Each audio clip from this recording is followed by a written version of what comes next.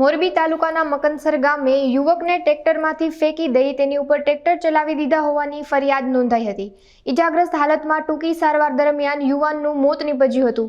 બનાવ બાદ પોલીસે અકસ્માત હોવા તરફ તપાસ હાથ ધરતા પરિવારજનોએ મૃતદેહ સાથે રોડ પર ઉતરી હંગામો કર્યો હતો। જે બાદ મોરબી પોલીસે 3 આરોપીઓ સામે હત્યાનો ગુનો નોંધ્યો હતો, જેમાંથી પોલીસ દ્વારા એક ટ્રેક્ટર ચાલક આરોપીને ઝડપી પાડવામાં આવ્યો છે। પૂછપરછ કરતા આરોપીએ ગુન્હાની કબૂલાત કરી છે તેમજ અન્ય આરોપીઓને પકડી પાડવા પોલીસે ચક્રો ગતિમાન કર્યા છે। ગઈ તારીખ 17/7/2024 ના રોજ નવા મકનસર ગામે પાણીના ટાંકા પાસે એક હત્યાનો બનાવ બનેલ છે।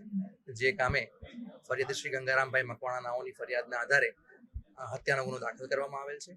આ કામે હકીકત એવી છે કે આ કામના ફરિયાદીશ્રીના દીકરા પ્રકાશભાઈ નાઓ મકનસર ગામના જ ગોરધનભાઈ મારવાણિયા સાથે ટ્રેક્ટર ઉપર ગયેલ હતા અને તેમની સાથે બીજા 2 જણા ઇસમો પણ હતા અને સાંજના તેઓ પરત આવ્યા તે વખતે ગોરધનભાઈ તથા આ મરણ જનાર પ્રકાશભાઈ વચ્ચે ઝઘડો બોલાચાલી થયેલ હતા, જેના કારણે આ ગોરધનભાઈએ ચાલુ ટ્રેક્ટર ઉપરથી આ પ્રકાશભાઈને ધક્કો મારી નીચે પાડી દીધેલ હતા, જેના કારણે આ પ્રકાશભાઈ તેમના ટ્રેક્ટરના પાછલા વ્હીલમાં આવી ગયેલ હતા અને જેઓનું સારવાર દરમિયાન મરણ ગયેલ હોય જે સંદર્ભે ધોરણસર ગુનો દાખલ કરવામાં આવેલ છે। આ ગુનાની તપાસ પીઆઈ શ્રી એનઆર મકવાણા મોરબી તાલુકા પોલીસના સંભાળેલ છે અને આ હત્યાની ગુનાના કામે આરોપી ગોરધન મારવાણિયા નાઓને અટક કરી તેમના વિરુદ્ધ ધોરણસરની કાર્યવાહી હાથ ધરવામાં આવેલ છે। હાલમાં તેઓને રિમાન્ડ મેળવવા તજવીજ કરવામાં આવેલ છે।